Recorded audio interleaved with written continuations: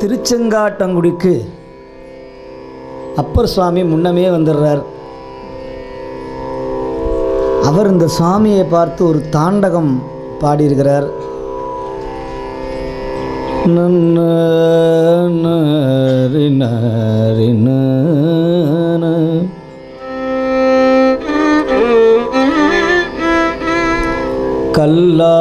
கல்லாதார் மனத்தனுக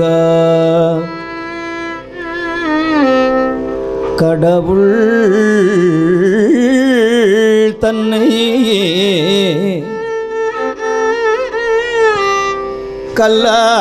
கல்லாதார் மனத்து அணுக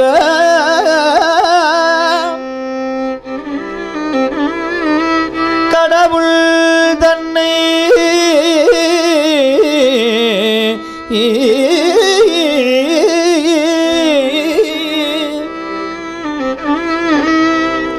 கற்றார்கள்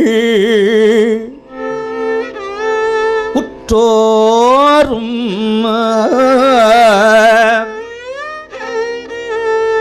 காதலரை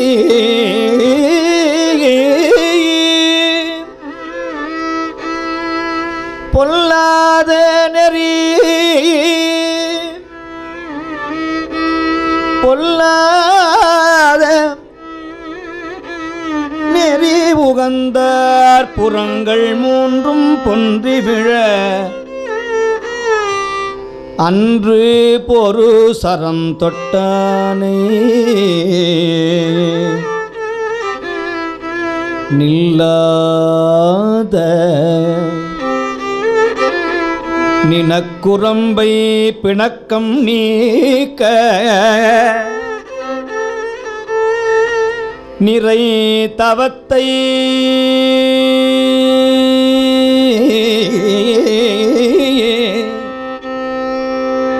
நிறை தவத்தை அடியேற்கு நிறைவித்து என்றும் செல்லாதே சென்னறிக்கே செல்விப்பாறை செங்காட்டம் குடியதனில் கண்டேனானே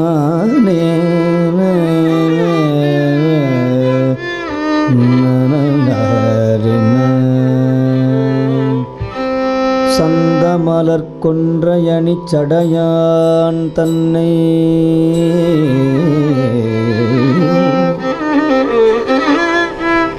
கதிர்விடுமா மணிப்பிறங்கு கனகச்சோதி சந்தமலர் தெரிவை ஒரு பாகத்தாரே சராசரல் தாயானே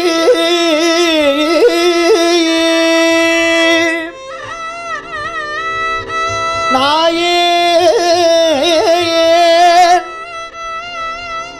முன்னே பந்த மறுத்து ஆளாக்கி பணிகொண்டு அங்கே பண்ணிய நூல் தமிழ் மாலை பாடுவித்து என் சிந்தை மயக்கருத்த திருவருளினானே செங்காட்டம் குடி அதனில் கண்டேனானே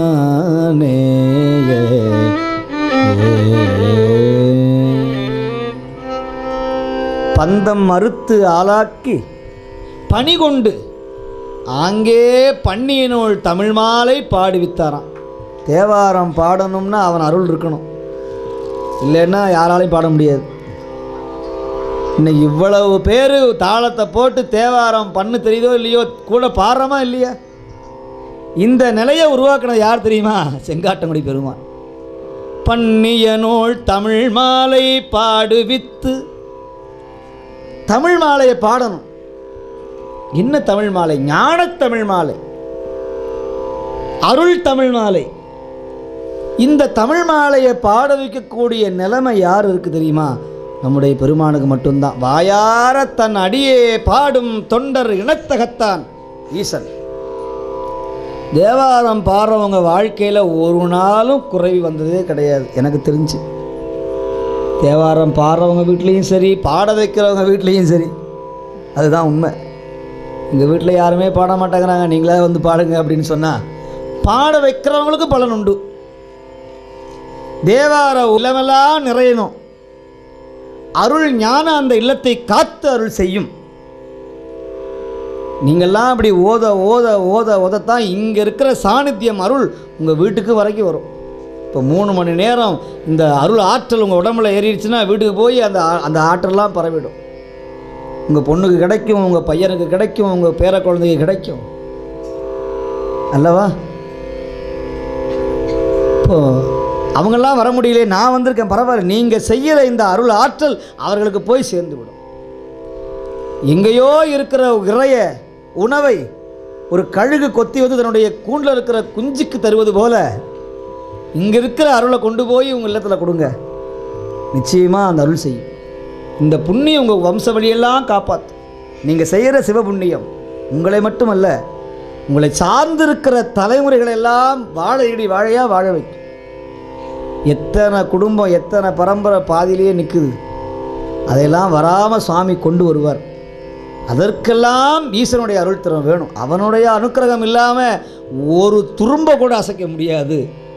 அத்தனையும் ஆனால் திருமுறை ஞானம் இருந்தால் அவன் பக்கத்தில் நம்ம வந்து நிற்பான் என்று சொல்லி, இப்போ அற்புதமான ஊர் திருமருகள். இந்த திருமருகள்னாவே மனசு அப்படியே குளிர்ந்துடும். இன்றைக்கி நிறைய பேர் திருமணம் ஆகலைன்னா அங்கே தான் போகிறாங்க. திருமண தடை ஏற்பட்டால் திருவிழிமுறை இந்த திருமருகள். ஏன்னா சேக்கிழா பெருமான் சொல்லுவார், பெருவாழ்வு வகுத்து விட்டார். நமக்கெல்லாம் வாழ்க்கையை வகுக்கணும்னா யார்கிட்ட போகணும்னா பிள்ளையாட்ட தான் போகணும். எப்படி வாழணும்னு தெரியல, எப்படி வாழ்கிறதுன்னு தெரியாதவங்க திருஞான சமுத்திரம் பிடிச்சிட்டா போதும், அவர் சொல்லிக் கொடுப்பார், இப்படி தான் வாழணும். அவரே பாடுறார், மண்ணில் நல்ல வண்ணம் வாழு. எப்படி வாழ்கிறது?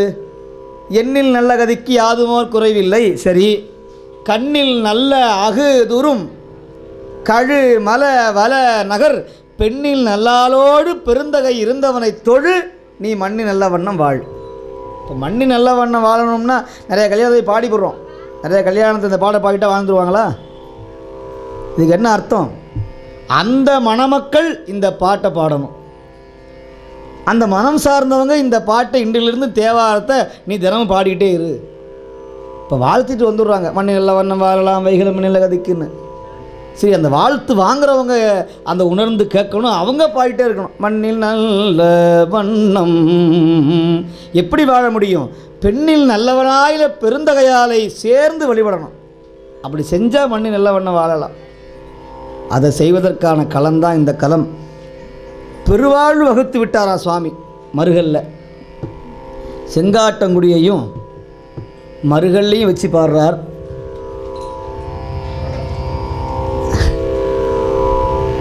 இந்த மருகளுக்கு ஒரு தனி வரலாறு உண்டு. எல்லாருக்கும் தெரிஞ்சிருந்த வரலாறு தான். தெரிஞ்சிருந்தவங்க அதை நினச்சி பூரிப்படையுங்க. தெரியாத அன்பர்கள் இவ்வளவு சிறப்பா என்று வியப்படைந்து பெருமானுடைய திருவடியை போற்றுங்கள்.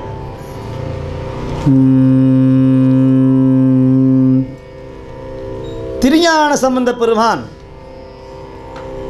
சிறுத்தொண்ட நாயனார் ஓடிச் சென்று இந்த செங்காட்டங்குடியிலே அந்த பெருமானை வணங்க அவர் ஒரு பதிகம் பாடினார். அந்த பதிகத்தை பாடிவிட்டு பிறகு சடையா எனுமால் பதிகத்துக்கு வருகிற பொழுது அந்த வரலாறை சொல்லுகிறேன் என்று சொல்லி அங்கே நின்று மருகலையும் செங்காட்டங்குடியையும் வச்சு பாடிய பதிகம் நட்டபாடை பண்.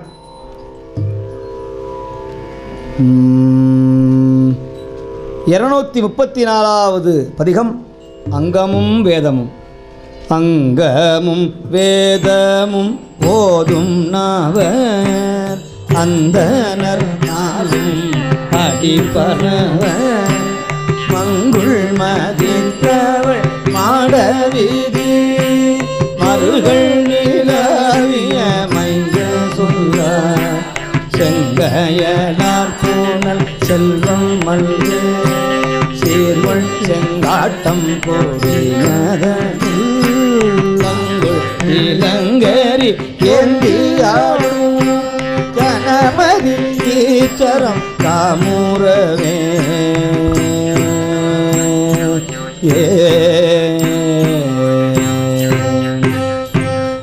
தவள் மூவரி காவலோம்பும் நேர்புரி நான் மறையாளரேத்த மைதவள் மாடமறிந்த வீதி மருகள் நிலாவிய மைந்து சொல்ல செய்தவனால் மறையோர்கள் ஏத்தும் சீர்கொள் செங்காட்டம் கொடியதனுள் கைதவள் கூரறியேந்தியாடும்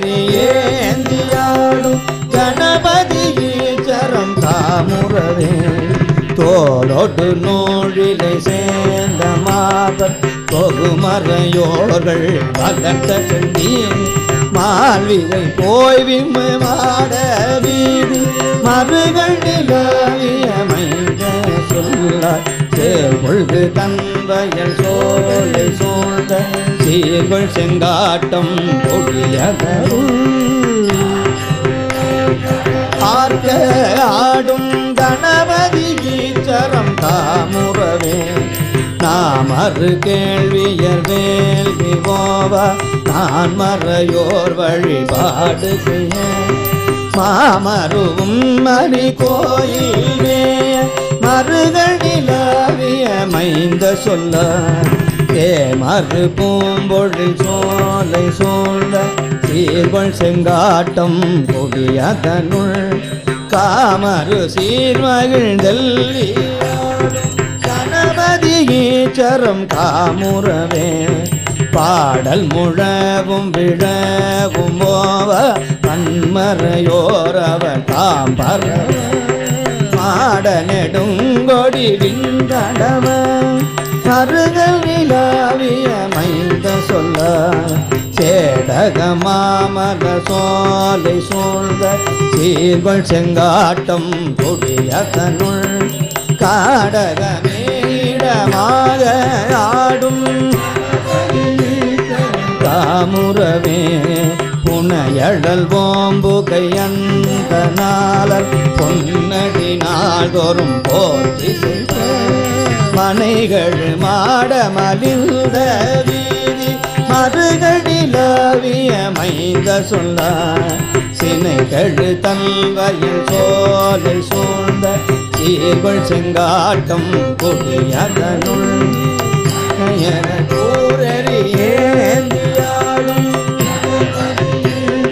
காமுறவே பூந்தங்கு மார்பின் இலங்கை வேந்தன் பொன்னெடும் தோல்வரையால் அடர்த்து மாந்தங்கு நான் மறையோர் பரவ மருகள் நிலவிய மைந்த சொல்ல தேந்தங்கு மாமல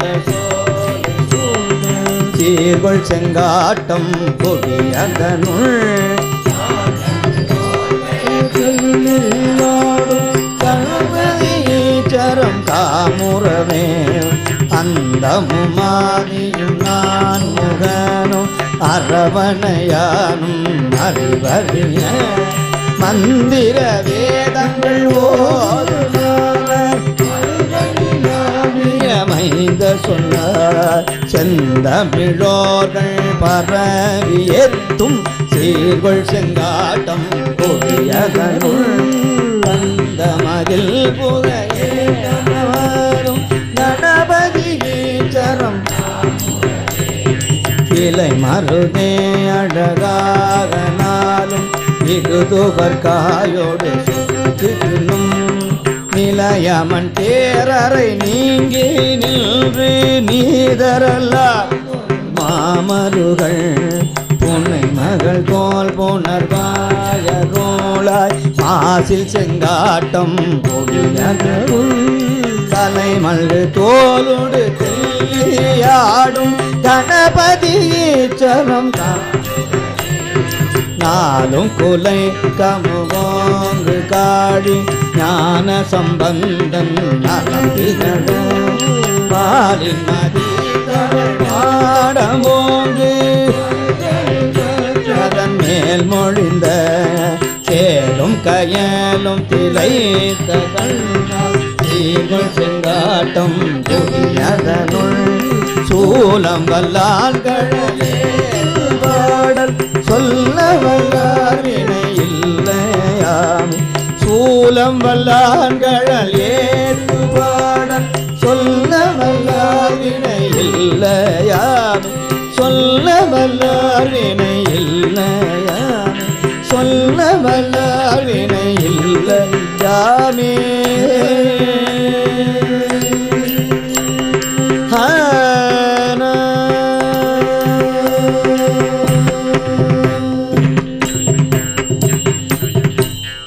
கவாய் கனகத்திரளே போற்றி போற்றி போற்றி 235வது திருப்பதிகம் சடையாயனுமால் என்ற சிறப்பு வாய்ந்த திருப்பதிகம்.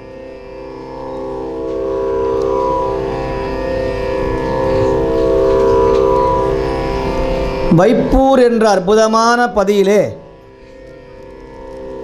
அந்த ஊருக்கு மிகப்பெரிய கோனாக தலைவனாக விளங்கக்கூடிய தாமன் என்ற ஒரு அன்பர் வாழ்ந்து வந்தார். அவருக்கு 7 பெண்கள், கற்பும் நிறைவும் கனிவும் நிறைந்த அந்த 7 பெண்களை ஈன்றெடுத்தார் வைப்பூர் கோன் தாமன் என்ற புண்ணியவான். அவருடைய துணைவியாருடைய தமையனார் தாய் தந்தை இழந்ததன் காரணமாக தன்னுடைய குடும்பத்தோடு அவரை வச்சு பாதுகாத்து வந்தார்கள். தன்னுடைய அக்காள் வீட்டில், தன்னுடைய அத்தானுடைய வீட்டில் வளர்ந்து வந்தார் முறை மாமன். இந்த வைப்பூர் கோன் தாமனுக்கு தன்னுடைய மருகனாகிய தம்முடைய மனைவியாருடைய தம்பிக்கு இந்த 7 பெண்களையும் தருவதாக உறுதியளித்தார். அப்பா மருகனே, கவலையே படாத, இந்த 7 பெண்களில் உனக்கு ஏதாவது ஒரு பொண்ணை திருமணம் செய்து வைத்து உனக்கு மணவாழ்வு தருவேன் என்று வாக்கு அளித்தார்.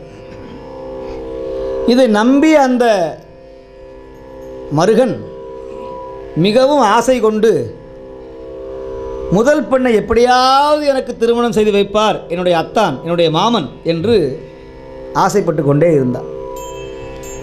ஒரு மிகப்பெரிய ஒரு வசதி வாய்ப்பு உள்ள ஒரு இடம் வந்தது. 1 கோடி ரூபாய் சொத்து மதிப்புள்ள ஒரு இடம் வந்தது. இந்த பார்த்தார், ஒன்றுமில்லாத என் மருகனுக்கு தருவதை விட 1 கோடி ரூபாய் பொறுமானம் உள்ள இந்த மாப்பிள்ளைக்கு இந்த முதல் பொண்ணை கொடுத்தா பரவாயில்லன்னு முதல் பொண்ணை கல்யாணம் பண்ணி வச்சுட்டார். ரொம்ப சரி, 1 போனால் என்ன, 2வது பொண்ணு இருக்குது, 7 இருக்குல்லவா அப்படின்னு அக்கா எடுத்து சொன்னான். அக்கா, இந்த 2வது பொண்ணையாவது எனக்கு திருமணம் பண்ணி வச்சுருங்க. சரிப்பா, உன்னுடைய மாமன்ட்ட சொல்லி நிச்சயமாக வர்ற முகூர்த்தத்தில் உனக்கு திருமணம் பண்ணிடுறேன், கவலையே படாத அப்படின்னாங்க. முதல் மாப்பிள்ளையை விட 2வது மாப்பிள்ளை சொத்து நிலபுலம் பலத்தோடு வந்தாராம் இந்த 2வது பொண்ணை விரும்பி கேட்குறதுக்கு. இதை பார்த்தார் இந்த மாமன், சத்தியத்தை மறந்தார். இந்த வெறும் பயலுக்கு தர்றதை விட இவ்வளவு நிலம் புலமாக இருக்குது, 2வது பொண்ணையும் கல்யாணம் பண்ணி கொடுத்துட்டார். 2வது பொண்ணையும் ஏமாந்துட்டார். ஓன்னு அழ ஆரம்பித்தார். 2வது பொண்ணும் போயிடுச்சே, நான் என்ன பண்ணுவேன்? இப்படியாக 3வது பெண்ணையும் கல்யாணம் பண்ணி வைத்தார் மற்றொருவனுக்கு. 4வது பெண்ணையும் மற்றொரு பெண்ணுக்கு கல்யாணம் பண்ணி வச்சார். 5வது பெண்ணையும் கல்யாணம் பண்ணி வச்சார். 6வது பொண்ணையும் கல்யாணம் பண்ணி வச்சு விட்டார். இப்போ 7வது பொண்ணை தருவாரா? அதுவும் தரமாட்டார். முடிவு பண்ணிவிட்டார். இப்போ இந்த 6 பெண்களையும் திருமணம் செஞ்சாச்சு. 7வது பெண் தர்மத்துக்கு உட்பட்ட பெண். அதனால தான் திருஞான சம்பந்தர் தரிசிக்கக்கூடிய பாக்கியம் அந்த பெண்ணுக்கு கிடைச்சது. இந்த பெண் பார்த்தா, என்னுடைய அப்பா சத்தியம் செய்து கொடுத்தார், சத்தியத்தை மீறிவிட்டு இவரையே நம்பியிருக்கிற என்னுடைய மாமனை, தம்முடைய 6 பெண்களையும் யாராவது ஒருத்தரை மணமுடிக்காது இப்படி ஏமாற்றி விட்டாரே என்று எண்ணி, நானும் இவ்வாறு இருந்தால் என்னையும் மற்றொருவனுக்கு செய்து சத்தியத்தை மீறிவிடுவார், என்னுடைய மாமனை ஏமாற்றி விடுவார் என்று பயந்து அந்த மாமனை கூட்டிவிட்டு இல்லத்தை விட்டு நாம் எங்காவது சென்று திருமணம் முடித்து கொண்டு இன்பத்தோடு வாழலாம் என்று எண்ணி அதற்கும் அவன் உடன்பட்டு பக்கத்து ஊரிலிருந்து கிளம்பினார்கள். தன்னுடைய இல்லத்தை விட்டு வெளியே வந்தார்கள். மனமாகாத முறைமையுடைய இன்றைக்கி இந்த வரலாறை வச்சுட்டு நிறைய பேர் தப்பாக பேசுகிறாங்க. இது பின்னாடி பெரிய புராணம் சொல்லுவார். இப்போ 2 பேர் எப்படி வந்தாங்கன்னா, ஆண் முன் தொடர 7 அடி. அந்த காலத்துல எல்லாம் வீட்டுக்காரர் போனார்னா பின்னாடி ஒரு 7 அடிக்கு தான் மனைவிலாம் போவாங்க. அப்படி பின்னால் அந்த அம்மையார் கைகூப்பி கொண்டு ஈசனை நினச்சிக்கிட்டு, அப்பா எப்படின்னு தெரியலையே, எங்கள் வாழ்க்கை சிறப்பாக இருக்கணும் அப்படின்னு நினச்சி, அந்த அம்மா சிவபக்தி உடையவங்க. இந்த 7வது பெண் பேர் தெரியல, பெரியவரால் சொல்லப்படலை. அந்த அம்மையார் இப்போ நேராக வர்றாங்க, மறுகளில் நுழையிறாங்க. கோபுரம் தெரியுது. அந்த அம்மா பார்த்து அரகர அப்படின்னு கும்பிட்டாங்க. செம்மலர் நோந்தால் சேரல் ஒட்டா அம்மழம் கடி அன்பரோடு மறி மாலர் நயம் அழிந்தவர் வேடமும் ஆலயம் தானும் அரணாகவே தொழுன்னு சொல்லுது.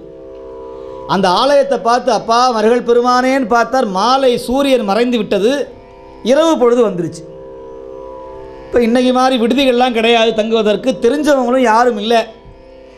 திக்கற்றவர்களுக்கு தெய்வமே துணை. இப்போ மறுகள் கோயில் வாசலில் கோயில் திருக்காப்பு விட்டு விட்டார்கள். இரவு ஆகிவிட்டது. அர்த்தசாம பூசையும் முடிஞ்சிருச்சு. சரி, என்ன பண்ணுறதுன்னு தெரியாமல் ஒரு மூலையில் அந்த பெண்ணும் மற்றொரு வாசலில் இந்த மனம் முடிக்க வேண்டிய விடிஞ்சா கல்யாணம் பண்ணிக்கலான்னு முடிவு பண்ணியிருக்காங்க. இதே கோவிலில் விடிஞ்சா திருமணம் செய்துக்கலான்னு ஆசையோடு கனவோடு இந்த பெண் ஒரு பகுதியும் இந்த மனம் முடிக்க வேண்டிய இந்த மருகனும் கீழே படுத்து உறங்கு கொண்டிருக்கிறார். இவனுடைய விதிவசத்தால் மிகப்பெரிய ஒரு அரவு பாம்பு இவனை வந்து கடித்தது. கடித்த மாத்திரத்திலேயே 7 கண்டமும் விஷம் ஏறி இவனுடைய உயிர் உடலை விட்டு பிரிந்தது. பாம்பு தீண்டி அவன் இறந்தான். மாண்டான் அந்த மணமகன். விடிந்தால் திருமணம், வீட்டை விட்டு வரக்கூடிய நிலை, இனிமேல் வீட்டுக்கு போய் சேர முடியாது, கல்யாணம் செய்து இன்பத்தோடு வாழலாம். இந்த வாழ்க்கையில் கனவு கொண்டு வந்திருக்கிற அந்த பெண் தன்னுடைய எண்ணமெல்லாம் சிதறுண்டது. இப்போ மறுகள் கோயில் வாசலில் வந்து அந்த பெண் அமர்ந்திருக்கிறாள். இப்போ அந்த பெண்ணோட நிலை என்னங்கிறத 3 பாட்டில் சொல்கிறார் தெய்வ சேக்கிழார் பெருமான். அந்த பெண்ணோட நிலை இல்லை, நம்மோட நிலை அதுதான். இப்போ ஒவ்வொருத்தரும் நம்முடைய வாழ்க்கையில் எவ்வளவு துன்பத்தில் இருப்போங்கிறத சேக்கிழார் பெருமான் சிவபெருமான்கிட்ட விண்ணப்பம் செய்வது போல, அந்த பெண் சொல்வது போல அவர் சொல்கிறார். நல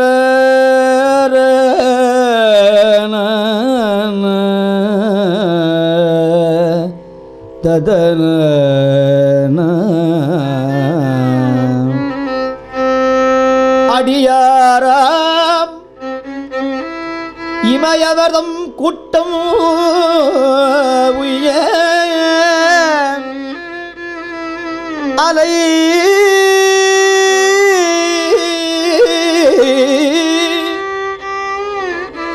அலை கடல்வாய் நஞ்சுண்ட அமுதே செங்கன்னடியானும் நான்முகனும் காண கோல நீல விடம் மரவணிந்த நிமலயா வெந்து பொடியான காமன் உயிர் இரதி வேண்ட புரிந்தளித்த புண்ணியனே புண்ணியனே புண்ணியனே பொங்கர்வாச கடியாரும் மரச்சோலை மருங்கு சூழும் கவின் மருகள் பெருமானே மருகள் பெருமானே மருகள் பெருமானே மருகள் பெருமானே காவாடு என்றும் மருகள் பெருமானே காவாடு என்றும் மருகள் பெருமானே காவாடு என்றும் நஞ்சுண்ட அமுதே மருகள் பெருமானே மாணிக்கவண்ணா சடையானே தலலாடி மூவிலை சூலமேந்தி விடையானே அடியவள் வருத்தம் கண்டருள் எம் கண்ணுதலே அப்படின்னு கோபுரத்தை பார்த்து அந்த பொண்ணு கத்துறாலாம். இப்போ ஒரு துன்பம் வந்தால் என்ன செய்யணும்? முதல்ல எங்கேயாவது துன்பம் வந்தால் சொல்கிற வார்த்தை வேறு வார்த்தை, அது சொல்லக்கூடாது. இதை சுந்தரர் சொல்கிறார், வழுக்கி வீழினும் நின் திருப்பெயரல்ல மற்ற நான் அறியேன் மறுமாற்றம். ஒரு துன்பம் வரும்போது சுவாமியை உறுதிப்பாடாக நினைக்கணும். அந்த பெண் சிவபக்தியுடைய அம்மையார், அதனால தான் அடியவர் கூட்டமுயேன்னு சொல்கிறாங்க அந்த அம்மா. இந்த கோபுரத்தை பார்த்து நேராக கதறல, போயிட்டாரே அப்படின்னு அதரல. மருகள் பெருமானை பார்த்து, என்ன பெருமானே, அன்று காமனை அழித்து பிறகு உயிர் வழங்கினாய், காலனை உதைத்து மீண்டும் உயிர் வழங்கினாய், நஞ்சை உண்டு அடியவரை காத்த கண்ணுதல் நீ கற்பகம் அல்லவா, எனக்கு இந்த நிலைமை வந்துருச்சே, நான் இனிமே எப்படி வாழ்வேன், நான் உயிரை விடுவதை தவிர வேற ஒரு கதியும் கிடையாது, இனிமே அவ்வளோதான், முடிஞ்சு போச்சு. இப்போ இந்த நேரம் சரியாக விடிகாத்தால் ஒரு 3 மணி வைகரை பொழுது. பக்கத்து ஊரில் இருந்து சுவாமி அப்போ தான் நுழைகிறார். யார் நுழைகிறார் தெரியுமா? சிவபெருமான் வரல. இப்போ இந்த அம்மா பார்த்து பாடி யார் மேலே? சிவபெருமான் மேலே. பெருமான் தானே வரணும், இப்போ சாமி இங்கே வரல. இப்போ இங்கே யார் வரா தெரியுமா? திருஞான சம்பந்தர் வர்றார். அப்போ என்ன தெரிகிறது? நம்ம பெருமான்கிட்ட விண்ணப்பம் வச்சோம்னு சொன்னால் சிவபெருமான் நேராக வந்து அருள் செய்ய மாட்டார்.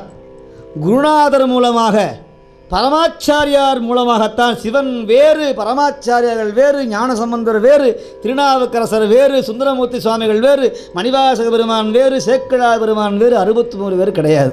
சிவமே குரு, குருவே சிவம். அதைத்தான் திருமந்திரம் சொல்லுகிறது. குருவே சிவனென குறித்தனன் நந்தி. இப்போ குருநாதர் வர்றார். இந்த அம்மாவுடைய ஓலம் பிள்ளையாருடைய காதை எட்டுது. அப்போ தான் திருப்பலி எழுச்சி.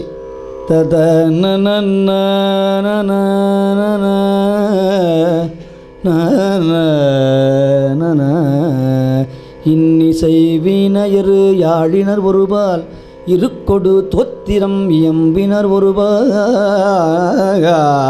அப்படின்னு இந்த அப்படியே திருப்பள்ளி எழுச்சி கோயில் திருக்காப்புற நேரத்தில் பிள்ளையார் அப்படியே எழுந்து வர்றார். அடியார் புடைசூழ வர்றார். இந்த அம்மா முடியை விரித்து போட்டு கோபுரத்தை பார்த்து கீழே மணமகன் இறந்து கிடைக்கிறான், ஓன்னு அழுகிறது. இப்போ சுவாமி முதல்ல சொல்கிற வார்த்தை என்ன தெரியுமா? இப்போ சம்பிரதாயம் உண்டு சோழ நாட்டிலலாம். ஒரு துக்க காரியம் நடந்ததுன்னா முதல்ல மங்களமாக சொல்லுவாங்க, அவர் நல்லா இருக்கிறாரு, காலமாயிட்டார் அப்படிம்பாங்க. எடுத்த எடுப்புலையே சொல்ல மாட்டாங்க. இது பேர் மங்களக்குறின்னு பேர். ஒருத்தர் உடம்பு சரியாமல் இருப்பார்கள், அவர் சொல்லிட்டார்னா அதுக்கப்புறம் உண்டா பயப்படாமல் இருமா முதல்ல அப்படின்னு சொல்கிறார். பயப்படே அஞ்சு சுவாமி சொல்கிறார். புலனைந்தும் பொறிகலங்கி நெறிமயங்கி அறிவு அழிந்திட்டு ஐமேலுந்தி அலமந்த போதாக, அலமந்த எங்கே போகிறதுன்னு தெரியல, அலமந்த போதாக அஞ்சேல். அப்படி கையை காமிப்பான சுவாமி ஐயாரப்பர். இந்த பார், கையை பார், பயப்படாத, இங்கே வா அப்படி கூப்பிட்றார். இந்த கையை காமிச்சு அப்படி கூப்பிடுவாரான்.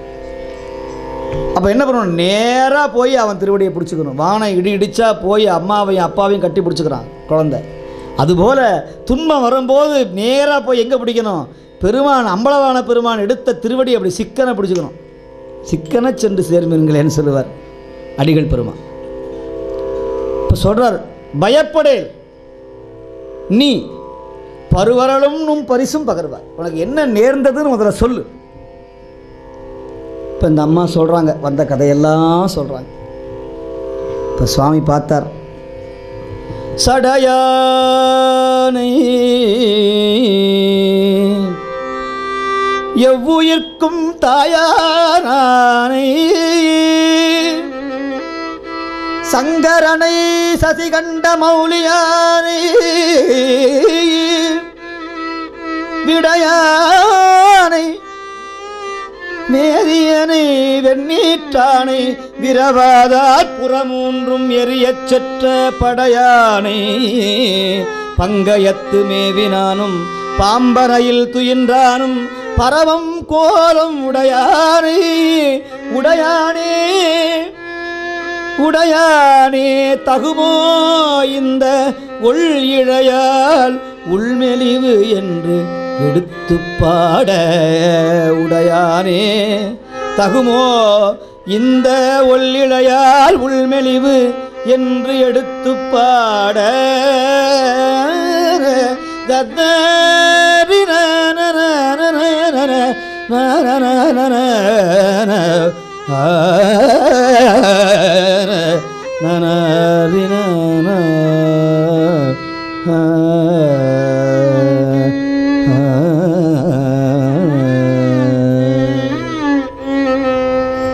ஒரு பதிகம் பாட போறார்.